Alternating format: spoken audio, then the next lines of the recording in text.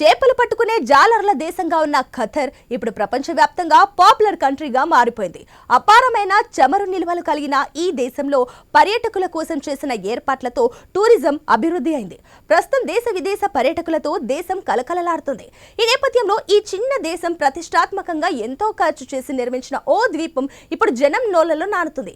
దీని పేరే pearl island. అత్యంత భారీ ఖర్చుతో ఖతర్ సృష్టించిన ముత్యం లాంటి ఈ కృత్రిమ ద్వీపానికి అనేక ప్రత్యేకతలున్నాయి. అత్యద్భుతమైన నిర్మాణ కౌశల్యం కారణంగా సంపన్నులు ఇక్కడ ఉండడానికి ఎగబడుతున్నారు.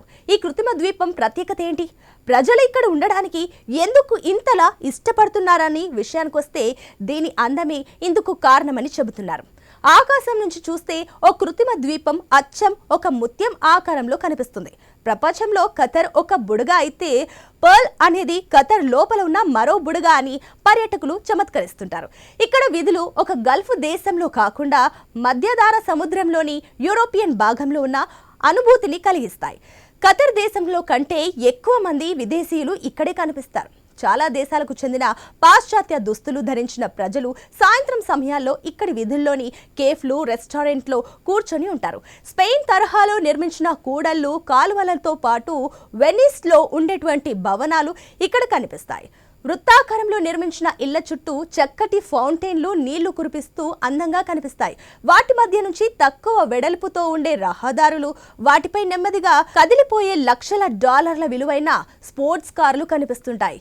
ఇక్కడ ప్రజలు విలాసవంతమైన విల్లాలు లేదా అపార్ట్మెంట్లలో నివసిస్తారు. 20 అంతస్తులుగా ఉండే ఈ భవనాల్లో swimming pools, gyms, private beach వంటి ఎన్నో సదుపాయాలుంటాయి.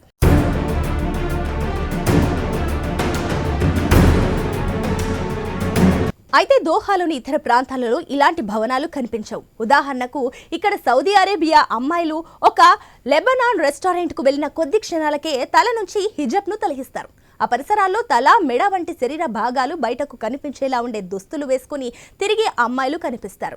స్లీవ్లెస్ కుర్తీలు, పొట్టి స్కర్ట్లు వేసుకునే మహిళలు కూడా అక్కడ ఉంటారు. అంటే ఇక్కడికి వచ్చే విదేశీ పర్యాటకులను దృష్టిలో ఉంచుకొని ఇలా చేస్తున్నారు. చమురు అమ్ముకొని బతికిన ఈ దేశాలు రేపటి గురించి ఆలోచిస్తున్నాయి. భవిష్యత్తులో ఇక్కడ చమురు నిల్వలు అయిపోతే జనం పర్యటన కోసం వచ్చేందుకు అనేక అదనపు ఆకర్షణలను ఏర్పాటు చేస్తున్నారు. అవి ప్రపంచంలో మరెక్కడా లేని విధంగా ఉండేలా చూసుకుంటున్నారు. దేశంలో మద్యం అలౌ లేకపోయినా పెరల్ ఐలాండ్ లో మాత్రం మద్యాన్ని అందించే హోటళ్లు పుష్కలంగా ఉన్నాయి. ఈ అందమైన స్వర్గాన్ని ఖతర్లోని యునైటెడ్ డెవలప్మెంట్ కంపెనీ నిర్మించింది. దీని ప్రధాన ప్రాజెక్ట్ లా పెర్లా గురించి చెబుతున్నారు. ఇది ఖతర్లోని ప్రముఖ నిర్మాణ సంస్థ. ఈ కృత్రిమ ద్వీపాన్ని ఆ సంస్థే నిర్మించింది. దీనికోసం 4 మిలియన్ చదరపు మీటర్ల సముద్రాన్ని ఉపయోగించుకున్నారు. ఖతర్ దేశానికి చెందిన విదేశీ వ్యక్తులు కూడా ప్రాపర్టీని కొనుగోలు చేసేందుకు వీలయ్యే తొలి పట్టణ ప్రాజెక్టుగా దీని గురించి చెబుతున్నారు. ఇక్కడ ప్రస్తుతం 25,000 నివాస సముదాయాలు ఉన్నాయి. వాటిలో 33,000 మంది సకల సౌకర్యాలతో నివసిస్తున్నారు. ఇక్కడ స్టూడియో హౌస్ ఖరీదు $3 మిలియన్ చెబుతున్నారు. అంటే మన కరెన్సీలో అయితే సుమారు 24.5 కోట్ల రూపాయలుగా ఉంటుంది. సముద్రానికి అభిముఖంగా ఉండే 5 బెడ్రూమ్ల విల్లా $12 మిలియన్ లేదా 100 కోట్ల రూపాయలుగా అందుబాటులో ఉంది.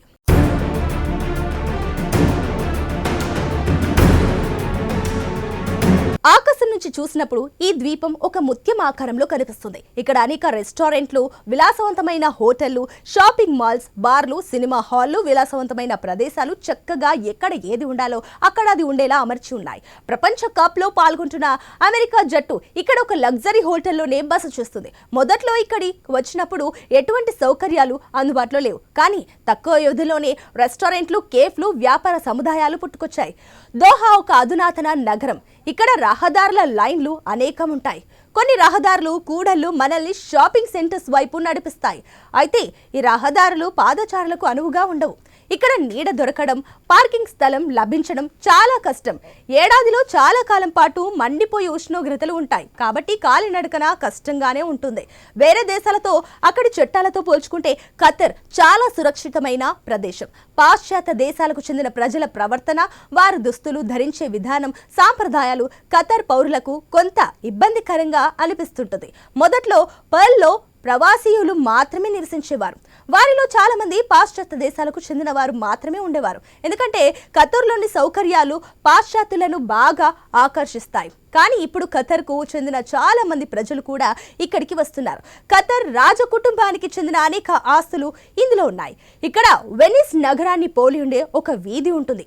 దాని పేరు క్వీనేట్ క్వార్టియర్. నీళ్లపై తేలియాడే చిన్న పడవలే కాకుండా ఇది మొత్తం వెనిస్ లో ఉన్నామా అనేంతగా తీర్చిదిద్దారు.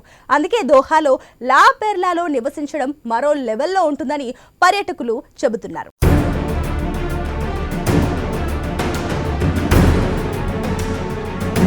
ఇక్కడ వీడియోలు చిత్రీకరించడం నిషేధం. అందుకే మొబైల్ ఫోన్లలో వీడియోలు తీసేటప్పుడు జాగ్రత్తగా ఉండాలని గైడ్స్ చెబుతుంటారు. ఒక రకమైన సూపర్ కండిషనింగ్ ప్లాంట్ ద్వారా మంచినీటిని శుద్ధి చేస్తారు. వాటిని పైపుల ద్వారా లా పెర్లాలోని ప్రతి భవనానికి తరలిస్తారు. నీటికి ఏ మాత్రం కొరత ఉండదు. పుష్కలంగా నీరు లభిస్తుంది. ఈ ద్వీపంలో ఎత్తైన కార్యాలయ భవనాలు, స్పోర్ట్స్ మెరీనాలు, నివాస టవర్లు, విల్లాలు కూడా ఉన్నాయి. అయితే విలాసవంతమైన లా పెర్లాలోని ఈ వెలుగు జిలుగుల వెనుక ఆగ్నేయాసియా, ఆఫ్రికా దేశాల నుంచి వలస వచ్చిన కార్మికుల కష్టం ఉందన్న విషయం ఎవరికీ తెలియదు. వారిని ప్రస్తుతం దూరంగా ఏర్పాటు చేసిన శిబిరాలలో ఉంచుతున్నారు. వారిని ఎక్కడ బయట కనిపించకుండా ఖతర్ అధికారులు గమనిస్తూ ఉంటారు. వారిని ఫీఫా స్టేడియంలోకి గాని లా పెర్లా వంటి ప్రదేశాల్లోకి ప్రవేశించకుండా నిషేధం విధించారు. అయితే లా పెర్లాలో నివసించే ప్రజల భద్రత కోసమే ఇలా చేశామని ఖతర్ ప్రభుత్వం చెబుతుంది. ఇక వృత్తిపరంగా చెప్పాలంటే ఖతర్ ప్రజలకే అత్యధిక ప్రాధాన్యత ఉంటుంది. కానీ ఇక్కడ నివసించే విదేశీయులు మాత్రం స్థానిక అరబ్ పౌరులతో కలవడానికి ఇష్టపడరు. ఇక్కడ మరో చికాకు కలిగించే విషయం ఏమిటంటే నిరంతరం ఎక్కడో ఓ చోట డ్రిల్లింగ్ జరుగుతూనే ఉంటుంది. ప్రతి చోట నిర్మాణ పనులు జరుగుతూనే ఉంటాయి. ద్వీపంలో నిత్యం ట్రాఫిక్తో నిండిపోయినట్టుగా ఉండే ఒకే రహదారి మార్గం ఉంటుంది. అక్కడిప్పుడు ఓ భారీ ఆసుపత్రిని నిర్మిస్తున్నారు. దానివల్ల ప్రజలకు పెద్ద సౌకర్యం కలుగుతుందని స్థానికులు ఆశిస్తున్నారు.